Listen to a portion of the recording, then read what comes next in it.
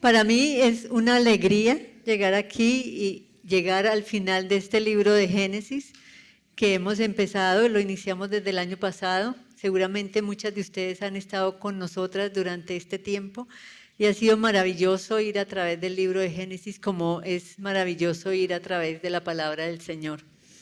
Y llegamos a este fin de Génesis, que es el primero de la serie del Pentateuco, que es lo que vamos a estar nosotras estudiando. Después de este seguiremos con Éxodo, con Levítico, con Números y Deuteronomio. Entonces, tenemos mucho estudio por delante, pero sabemos también que ese estudio nos lleva a conocer mejor a nuestro gran Dios. Y ha sido muy edificante, no solamente el estudiar, el enseñarles a ustedes las discusiones en las mesas. Yo creo que nos edifican, nos ayudan, nos prepara para esa vida de santidad que el Señor quiere que llevemos. E incluso, como les escribí en el chat de las mujeres, qué mejor devocional que el que tenemos nosotras enfrente. Qué mejor devocional que estudiar la palabra del Señor juntas durante el mes. Se pueden reunir entre mujeres, hacerlo y luego llegar acá y discutirlo entre nosotras. Es una gran bendición. Y para terminar este libro de Génesis que tenemos para hoy, estos capítulos, me gustaría que lo pusiéramos todo en manos del Señor y que me acompañen en una oración. Señor, te damos las gracias porque tú has sido bueno, eres bueno y seguirás siendo bueno, Señor. Gracias por habernos traído hoy aquí.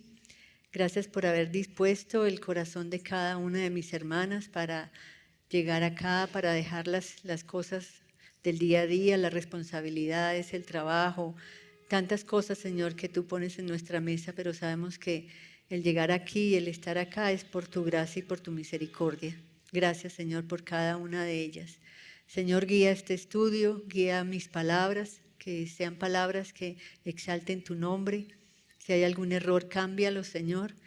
Dispón también el corazón, la mente de mis hermanas, que dejemos a un lado todas las preocupaciones y nos dispongamos a escuchar, a aprender lo que tú tienes para nosotros en este día, Señor. Cambia nuestros corazones, cambia nuestras mentes y es en el nombre de Jesús que oramos.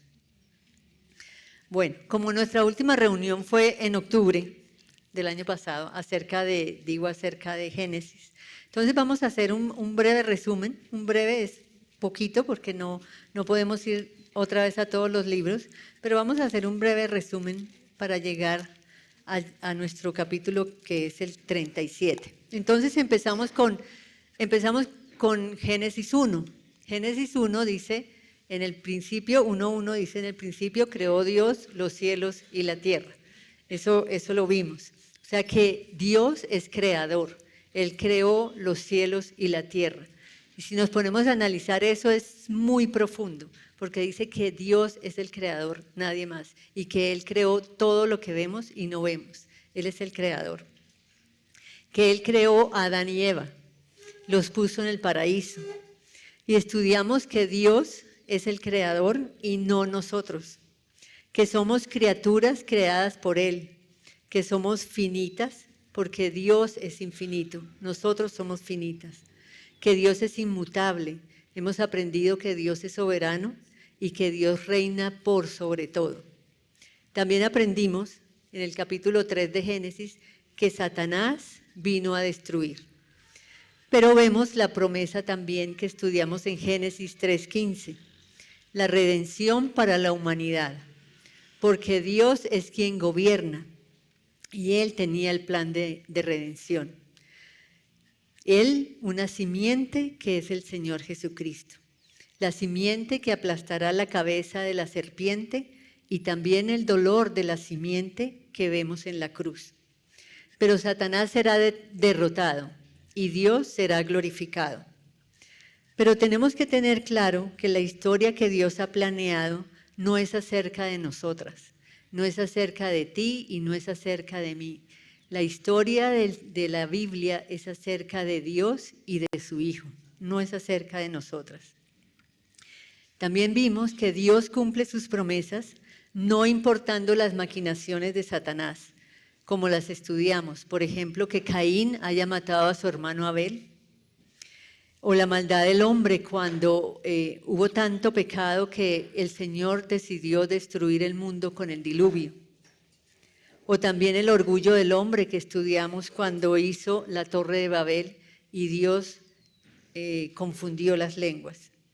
Y en el capítulo 12 estudiamos el pacto abrahámico. Este va del capítulo 12 al capítulo 22. Y aquí aparece Israel y las promesas para ella. Entonces estudiamos que Dios le da 3 promesas importantes a Abraham. ¿Cuáles son esas promesas? Es tierra, simiente y bendición. Esas son las 3 promesas que Dios le da a Abraham. Aprendimos que Abraham es el padre de la fe y que esa fe nos permite confiar que Dios hizo, hará y hace todo. Vimos los hijos de Abraham que fueron Ismael e Isaac, pero que la promesa se cumpliría a través de Isaac. Vimos que Isaac fue el padre de Esaú y de Jacob. Y hoy llegamos al final de esta generación, que la encontramos en los capítulos 37 al 50, que es donde vamos a estar. La generación de Jacob, la generación de Judá y la generación de José. Y les digo, mis hermanas y amigas, que esta historia de José no es solamente coincidencia. O sea, que todo lo que le pasó a él era porque, pues, el destino o la coincidencia. No. Porque podríamos pensar también que para nosotras es lo mismo, que lo que sucede en nuestras vidas es simplemente coincidencia. Eso no es así, porque Dios es el que está orquestando cada detalle de nuestras vidas. Y para todo creyente es importante que sepamos que vivir a la luz de la presencia de Dios nos ayuda a saber que es la vida, que Él es la vida para ti, que Él es tu bendición. Entonces, si ves la vida de esa forma, sabiendo que es Dios quien orquesta todo en tu vida, podrás ver tu vida y ver esas áreas oscuras y confirmar que Dios puede hacer cosas maravillosas de esas áreas oscuras, como lo vamos a ver hoy. Dios está con nosotras. Él no nos ha abandonado. Y como algunos dicen, no, es que Dios creó el mundo, o sea, aceptan que hay un Dios que creó el mundo, pero Dios lo creó y se fue. No, no es así. Dios está aquí. Él está convirtiendo el mal en bien. Y eso es lo que veremos hoy en los capítulos 37 al 50. Lo podremos comprobar capítulo a capítulo. Este estudio lo hemos dividido en 4 grandes partes. Aquí veremos cómo Dios convierte el mal en bien. José lo entendió porque él dice al final de Génesis capítulo 50, versículo 20, dice esto: vosotros pensasteis hacerme mal, pero Dios lo tornó en bien para que sucediera como vemos hoy y se preservara la vida de mucha gente. Entonces empezamos con el capítulo 37. Acompáñenme, Génesis capítulo 37. Y este lo he titulado, Dios convierte el mal en bien para Jacob. El capítulo inicia con la historia de Jacob. Jacob y su hijo predilecto José. Vemos ahí también que Jacob le hace una túnica de colores a José, o sea que lo quiere mucho a su hijo pequeño. Y vemos también la envidia de los hermanos. Aquí aparece la envidia de los hermanos. Y en el texto nos narra que los hermanos de José lo odiaban. Y en esta familia encontramos mucha parcialidad. La vemos por parte de Jacob hacia José, su hijo, porque él tenía una preferencia especial hacia José, su hijo, y eso traía mucha envidia por parte de los hermanos.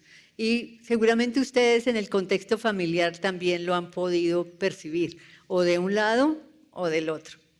Y esa parcialidad endureció mucho el corazón de los hermanos. Podríamos decir en términos modernos que la familia de Jacob era una familia disfuncional. En el versículo 5, para completar, o sea, José no hacía nada, no hacía mucho para que sus hermanos no lo dejaran de odiar. Él dice que tuvo unos sueños. Y bueno, él le cuenta esos sueños a sus hermanos. Y no es malo contar los sueños, porque nosotras también contamos nuestros sueños, ¿verdad?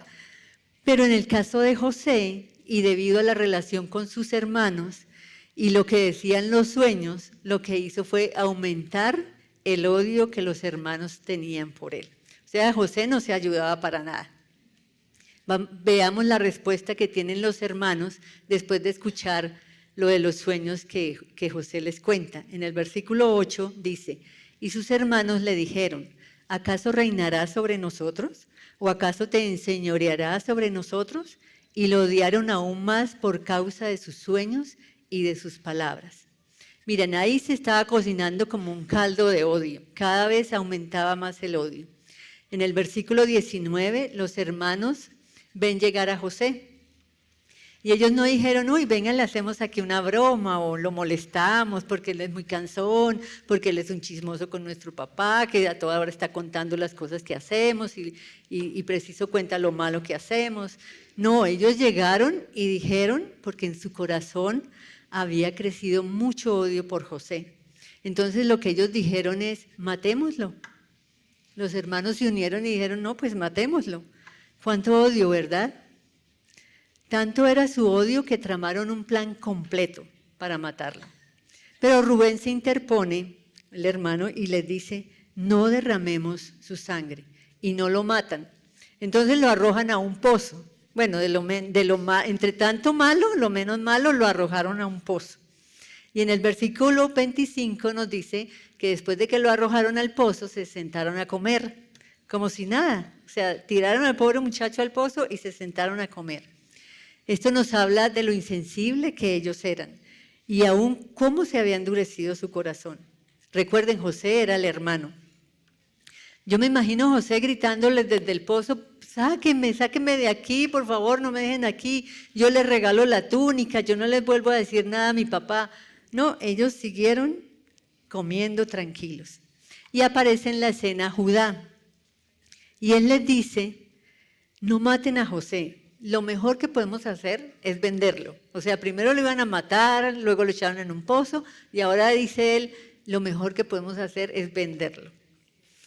Él dice en el versículo 27, este es Judá, venid, vendámoslo a los ismaelitas y no pongamos las manos sobre él, pues es nuestro hermano, carne nuestra.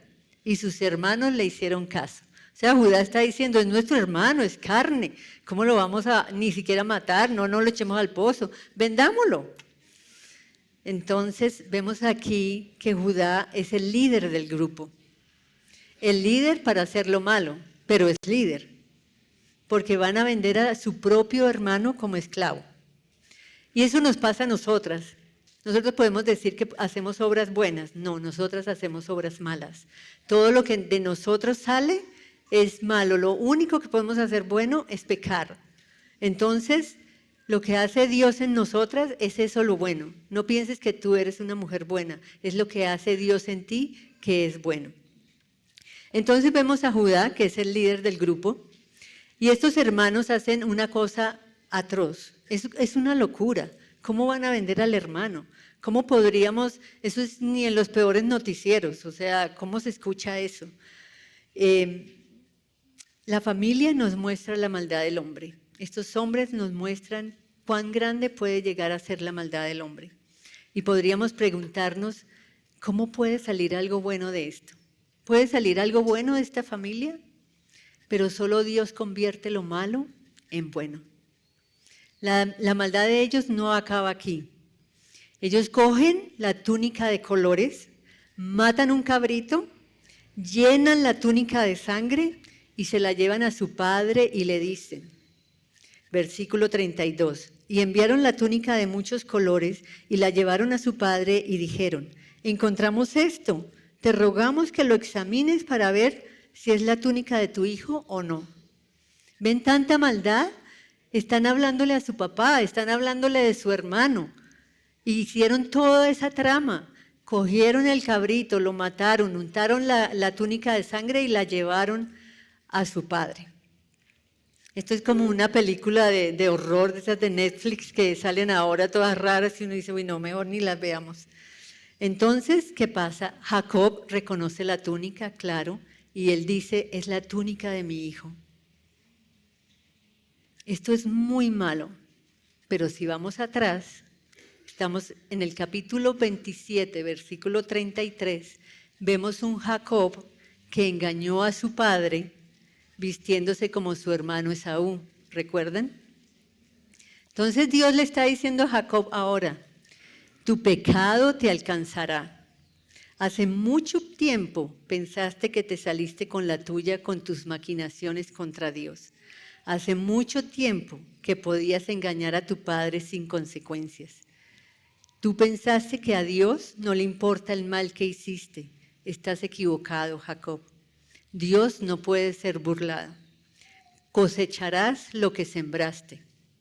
Y lo que hiciste ahora te será hecho a ti.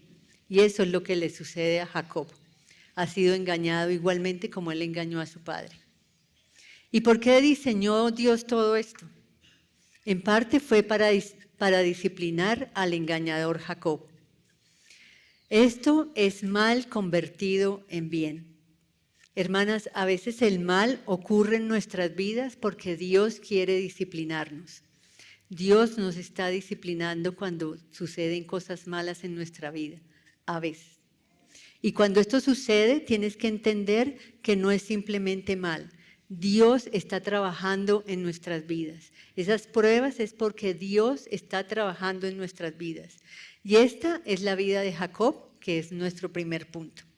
Pasemos al segundo punto, que es la vida de Judá.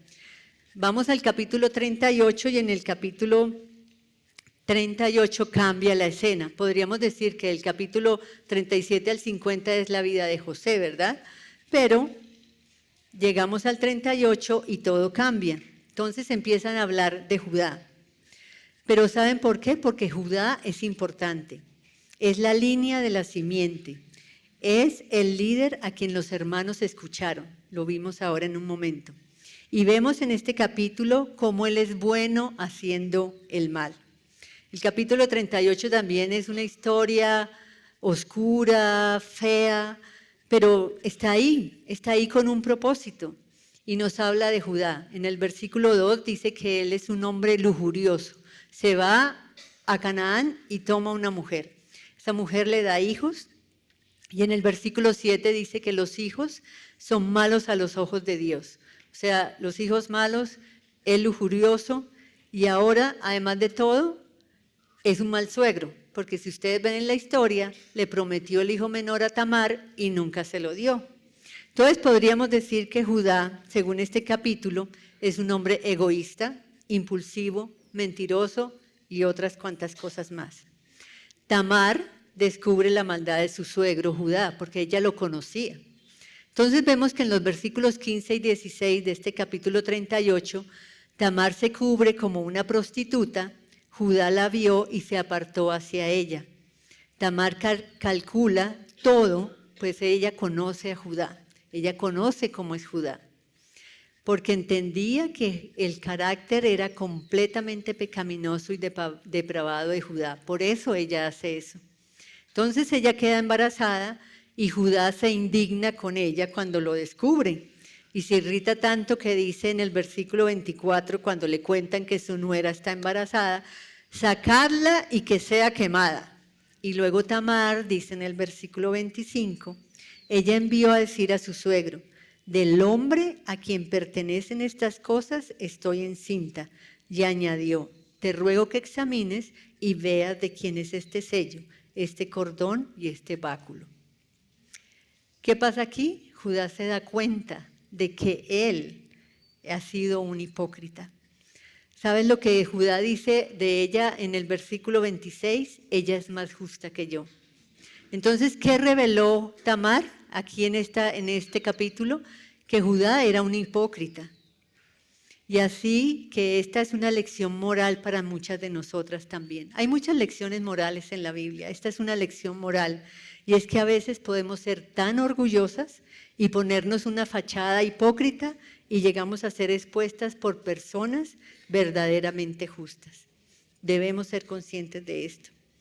Volviendo a Tamar y a Judá, Entonces lo que hizo ella fue que expuso lo que realmente era Judá. Judá era un hombre malvado. ¿Y cómo conviertes el mal en bien? Judá es un buen líder, pero haciendo lo malo, y lo vemos. Y podrías decir, entonces, ¿qué pasa? ¿Cómo podemos convertir toda esa maldad en algo bueno?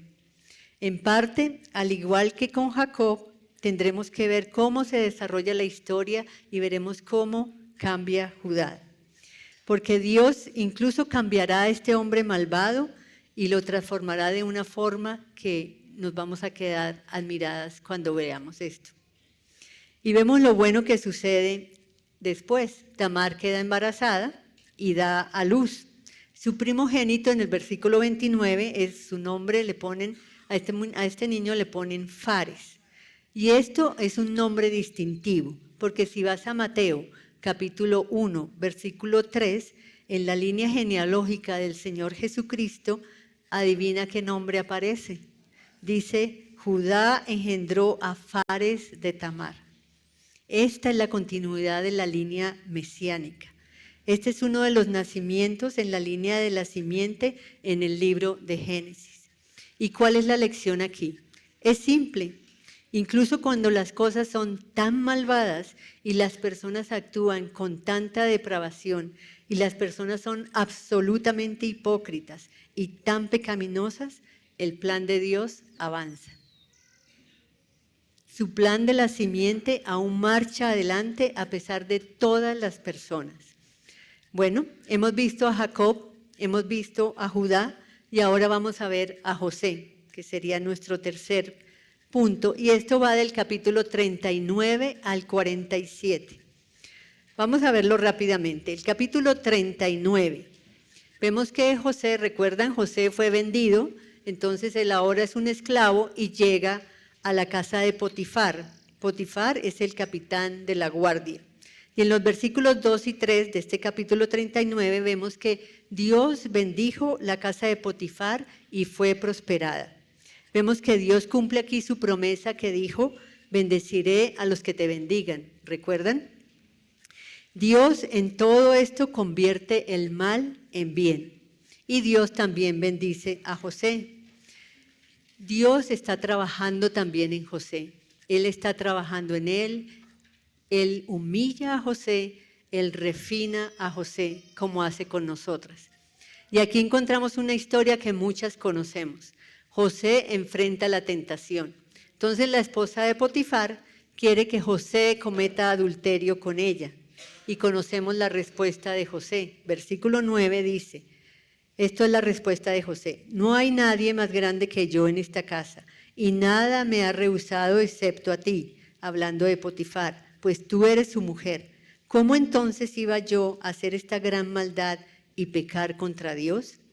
Y vemos en esta respuesta de José que él respeta a su amo terrenal y que respeta a su amo celestial. Definitivamente Dios también está obrando en José. Y podríamos decir, bueno, ya que José está haciendo lo bueno a los ojos del Señor, debería ser recompensado, ¿verdad? Y deberían decir, no, José no fue culpable y salir él librado porque él era inocente. Pero no, él es arrojado a la cárcel. Y medita en esto. Solo porque una vez hayas hecho lo correcto y que Dios está obrando en ti, no significa que saldrás librada de la prueba de inmediato. A veces esto nos lleva aún más profundo dentro de la prueba. Y eso es bueno, porque Dios continúa obrando para convertir el mal en bien, para refinarnos cada día más. Y vemos que Dios continúa bendiciendo a José y ahora que está en la cárcel sigue siendo refinado. Veamos el capítulo 40. Vemos que Dios continúa trabajando en José y le da una oportunidad de salir de allí. José interpreta los sueños del copero y el panadero del faraón.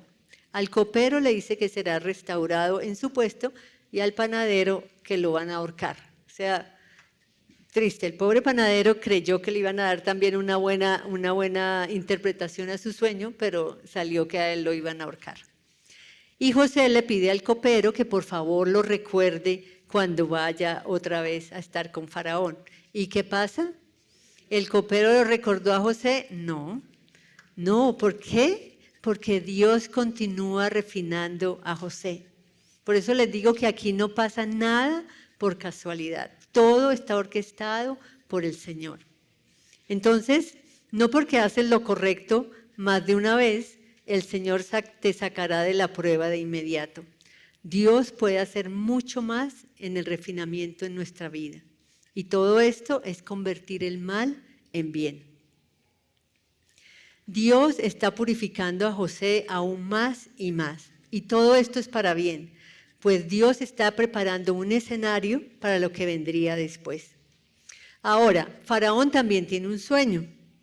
Y por fin logramos que el copero le diga a Faraón que sí, que yo conocí a alguien en la cárcel y que él te puede dar la interpretación del sueño. Entonces José sale de la cárcel, le interpreta el sueño a Faraón y le dice que habrá 7 años de abundancia y 7 años de escasez. Y entonces José le propone un plan. Y dice aquí que Egipto va a sobrevivir a la hambruna. Y lo que pudo haber sido una catástrofe para Egipto se convierte en su mayor oportunidad. Egipto se convierte en un país muy poderoso y esto es mal convertido en bien. Y también José es bendecido. Vemos en el capítulo 41 que Dios le da a José una familia. Los versículos 51 y 52 dice que José tuvo 2 hijos, Manasés y Efraín. Manasés, que significa Dios me ha hecho olvidar todo mi trabajo y toda la casa de mi padre. Esto significa que José ha perdonado a sus hermanos. Y el otro hijo le pone Efraín porque dijo, Dios me ha hecho fecundo en la tierra de mi aflicción. José dice, a pesar de que esta tierra es la tierra de mi aflicción, de mi sufrimiento, Dios me ha hecho fructífero. Esto es mal convertido en bien. Vemos que Dios ha cambiado el mal en bien. En la vida no solamente de José, sino de Jacob, de Judá y en una nación como es la nación de Egipto. Y leemos en el versículo 57 del capítulo 41. Y todos los países venían a Egipto para comprar grano a José, porque el hambre era severa en toda la tierra. Todo el mundo es bendecido y sobrevive gracias a que José interpretó el sueño. Le interpretó un sueño al faraón por la providencia y soberanía de Dios. Y así es como Dios trabaja, mis hermanas. Esto es lo que Dios puede hacer. Veamos el capítulo 42. Entonces, aquí nos podemos preguntar, en esta parte de la historia, ¿qué pasó con los hermanos de Jacob y con su papá? Han pasado ya como 17 años en que José se separó de sus hermanos y de su padre. Y vemos aquí cómo inició el hambre, entonces los hermanos de José están en Canaán y ellos tienen que bajar a Egipto a buscar alimento. Entonces, ellos bajan a Egipto, no saben nada de José, bajan a Egipto, se encuentran con José y José sí los reconoce inmediatamente. Él sabe que son sus hermanos, pero ellos no reconocen a José. Pero José no ve a Benjamín. Recuerden que él sabía de la existencia de Benjamín. Entonces no ve a Benjamín y acusa a sus hermanos de espías. ¿Por qué? Porque él quería saber qué hicieron con Benjamín. ¿Será que hicieron lo mismo conmigo? Se preguntaría. ¿O será que habrán cambiado? ¿O será que pusieron un negocio de vender hermanos como esclavos? Y este es el propósito de José. Por eso encarcela a los hermanos, encarcela a uno de los hermanos hasta que traigan a Benjamín. Y el versículo 24 dice que encierran a Simeón. ¿Y a Simeón por qué? Porque al final Simeón era el responsable cuando llevaron a José y lo vendieron. Por la primogenitura, Simeón era el que tenía que haber tomado la decisión. Y por eso dejan a Simeón preso. Entonces, José, ¿qué quiere hacer acá? Él quiere ver si ellos han aprendido una lección. Él quiere ver si ellos han cambiado. ¿Y qué vemos aquí? Que Dios continúa convirtiendo el mal en bien. José compasivo les devuelve el dinero que pagaron por el grano. Esto es gracia, gracia de José para con sus hermanos. Recuerden lo que le habían hecho a José. Pero los hermanos no saben nada de esto. O sea, ellos vuelven a Canaán y están temerosos de regresar porque ellos deben regresar otra vez a Egipto por alimento y no quieren regresar porque no solamente tienen que llevar a Benjamín, sino que ahora dirán que les robaron el dinero porque lo encontraron en sus bolsas. Entonces podríamos decir, ¿cómo todo este mal se puede convertir en bien? Porque aquí se revela quién es el verdadero líder.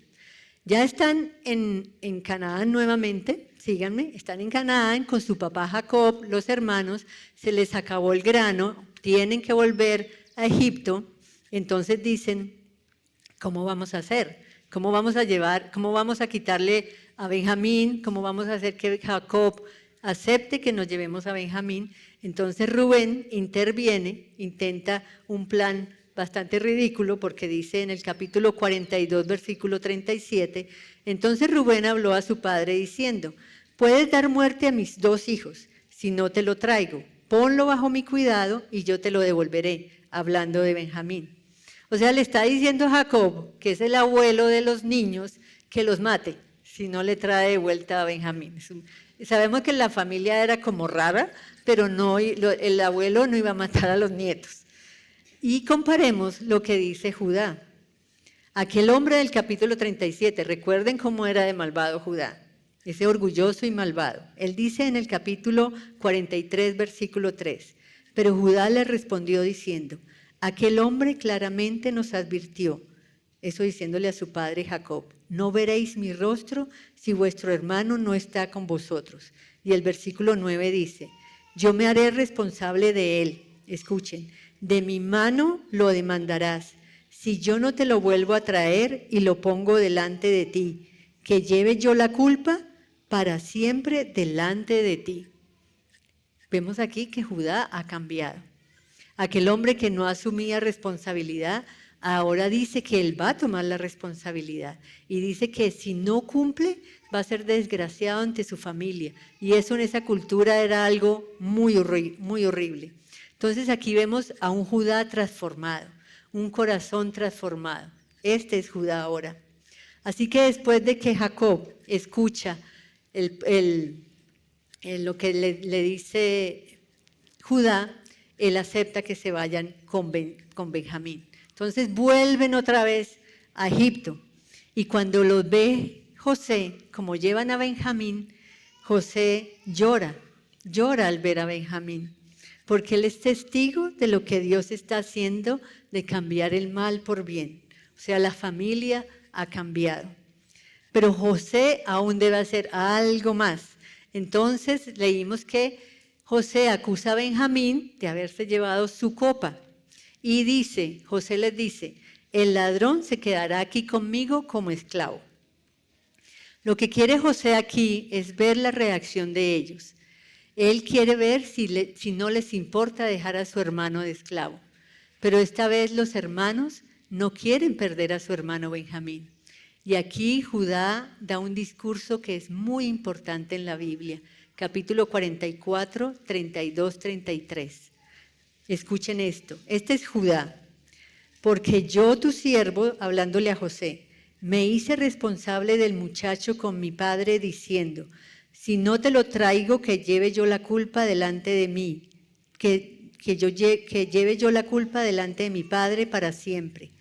Ahora pues te ruego que quede tu siervo como esclavo de mi señor en lugar del muchacho, y que el muchacho suba con sus hermanos. ¿Ven? Este no es el mismo Judá de hace unos años. Lo más sorprendente es lo que le dice a José. Lo leímos, dice, déjame ser esclavo en lugar de Benjamín.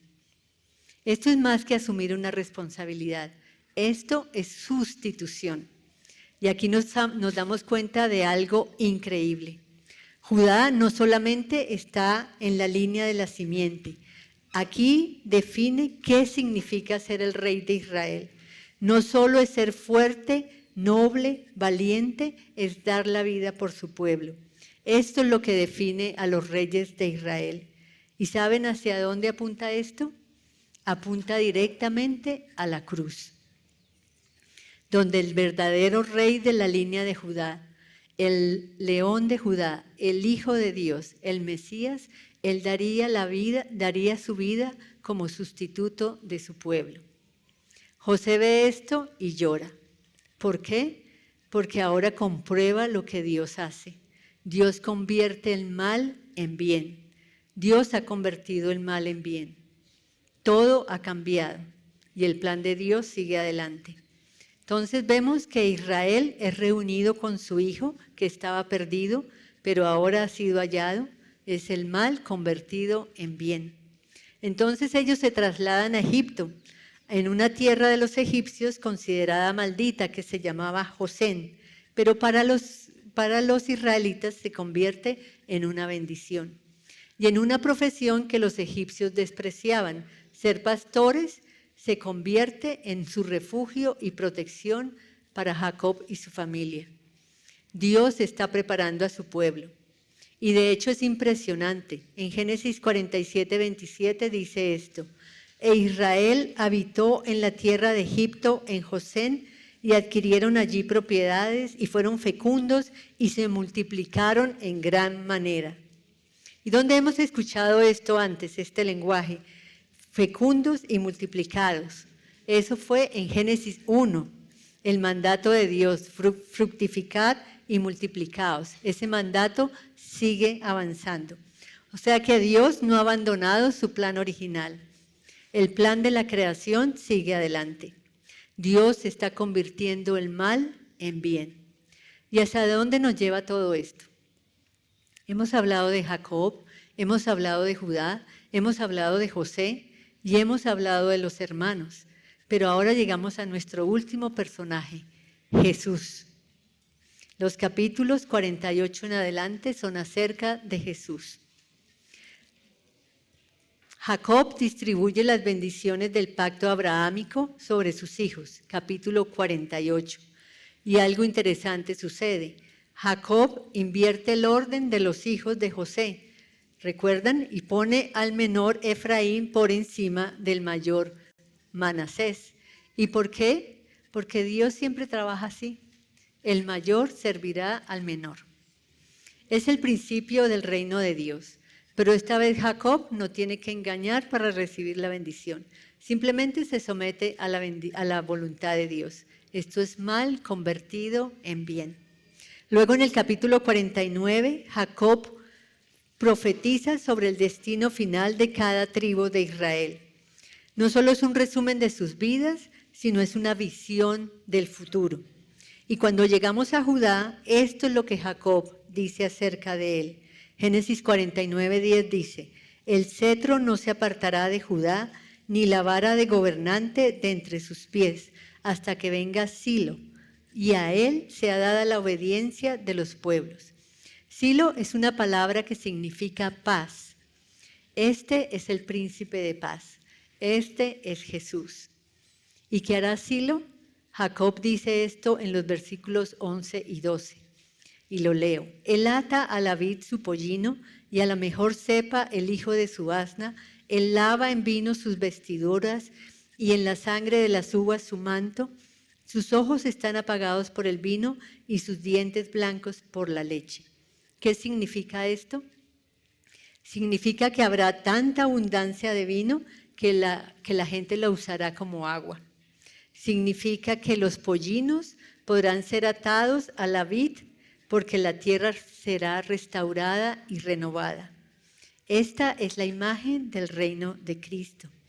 Es una imagen de lo que Él logrará cuando regrese, cuando todas las cosas sean hechas nuevas, cuando la creación sea restaurada, cuando toda la tierra sea fructífera como en el Edén una vez fue así.